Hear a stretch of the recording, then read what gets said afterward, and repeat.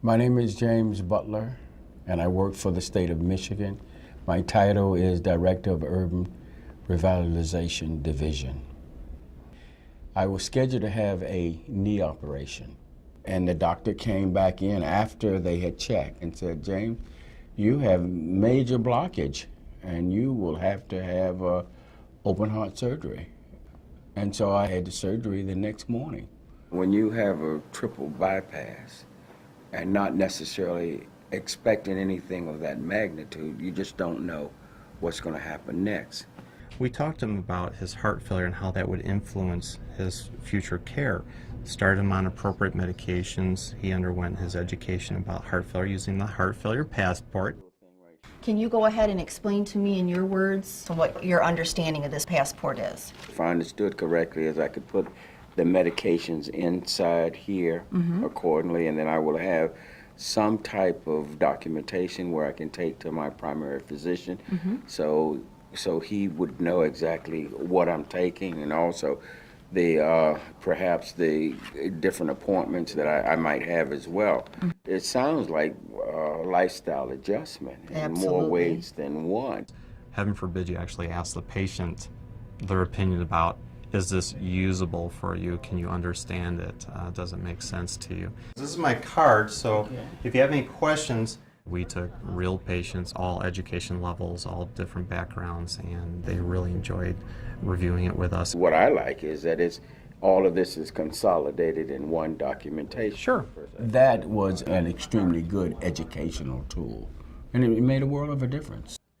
When I was released from the hospital, I'm extremely weak, and we're empty nested, so it's nobody but me and my wife. My wife was not strong enough to be able to take care of me by herself. So we made the decision that, hey, the best thing that I needed to do is go to a rehab center. Our philosophy is that discharge planning begins on the day of admission.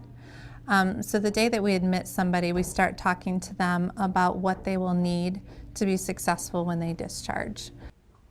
Now, I see down here you have potassium. Correct. Now, is it because of the water that's taken out of my system? Yes, and whenever then when it comes out, then it has to be replaced again? Is that why? That is correct. That is correct, Mr. Butler. Okay. So once you're taking a diuretic pill, you're going to have to replace those electrolytes that you're losing from that water pill, which is that potassium that we have to have you take. The list that they gave me indicated what each pill that I took, what it was used for, how many times I needed to take it, and what type of impact it was.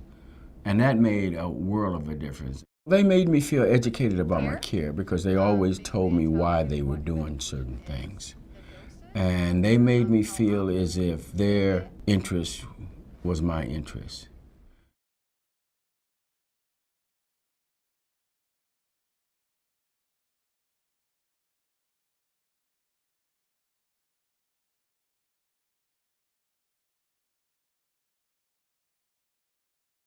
Hi, my name's Janice McNeil. I'm 72 years old.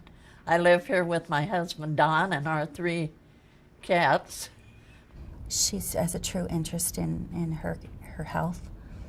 She's a little frustrated because she has some other health conditions that bring her back to the hospital. I come home from the hospital and I felt sorry for myself. You know, I really don't do that too often, really, but I did last night, and I just, I started crying, and Don said, "What's the matter?" And I said, "I don't know, you know." I worry. I just wanted to cry, because I was sorry that I kept having to go back to the hospital every 2 weeks. I am able to go in, sit at their bedside, say, "Janice, so what happened? What were the symptoms that brought you back in? What was going on?" And then through talking with the patients, you can ask them what they think happened. Julie has been a big help to me. She's came over at the house before and chit-chatted. And she does a good job. She's a good coach. Hi, is Janice there? Our phone call follow-up program for the heart failure patient is to call them within 24 to 48 hours. Oh, Julie, I'm doing good. It's really, did you get to the doctor? How are your medications? Did you fill your medications? And do you have any trouble with that? Do you have any questions about your diet? Did you check your weight today? Yes, I did. Can you tell me what your weight was? I think I weighed 193. That's been a while back, so. Some of the things are pretty basic, but because they're overwhelmed going home or they're excited about going home, I think they maybe forget a couple things on occasion. Oh, the home health care people called you yesterday? Okay, so they'll be coming to see you tomorrow. I am with Home Nursing with Heart in Omaha, Nebraska. The need I fulfill is allowing people to stay in their homes. You get to know all the family members, the caregivers. So I kind of become part of the family. Yes, she does. I am part of the family. Yes, in you are. some cases. This one especially. Not missing any doses. Yes. Good. No, you're not supposed to say good. I missed a dose today. Shame on you. Well, you won't miss it again. She's doing wonderful. Leaps and bounds better. Heart failure is stable. I was constantly in contact with the heart failure clinic at least once, if not twice a week, to report her condition. Hi. Hi, Janice. How are you? Good to see you guys again. You too, sweetie. How are things going? Oh, okay. I know, Janice, that you're familiar with the heart failure zones. What zone do you think that you're in today? Oh, I'd say yellow. Okay. Have you been weighing at home every day, Yeah. right? Home health care only lasts for a certain amount of time, and so then the patients are turfed back to us for regular follow-up. When I first went, I couldn't hardly breathe. You know, I was really kind of out of shape. I'm still out of shape. What am I talking about?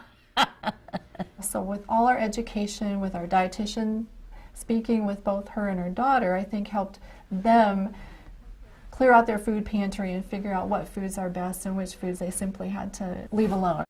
I didn't really learn all this overnight by myself.